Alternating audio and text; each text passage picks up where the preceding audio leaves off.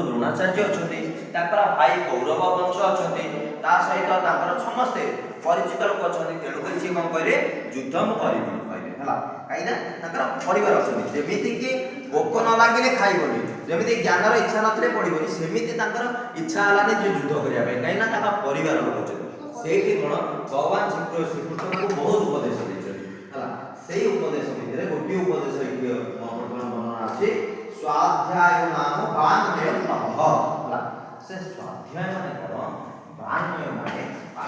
साहित्य जगत हला ए जो जगत अछि ए जो संस्कृत जगत अछि ए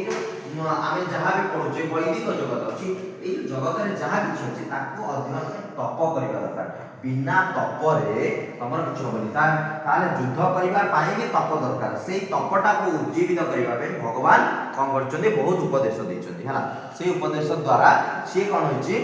अर्जुन को कोन होइची जे जानिबार इच्छा जागृत होइची कोन काहे कि युद्ध करिबी हला काहे कि युद्ध करि परबी काहे ना मते परिवार दरकार किंतु युद्धटा को मु जदि कर्म बोली भाबिबी मोर निजर कर्म बोली भाबिबी ताहाले मु युद्ध करि परबी सेही जिंसटा श्रीकृष्ण शिक्षा दैचोंदी सेही जिंसटा इति वर्तमान वर्णना आइचे जे जदि स्वाध्याय करिवो निजे अध्ययन करिवो ताहाले पाठ पढिबा को इच्छा जागृत हबो ज्ञानर वृद्धि हबो जदि निजे न पढिबो केते पढिले किए भी केते भी गुरुजी आसी किछि भी पढिले इच्छा हबो जार इच्छा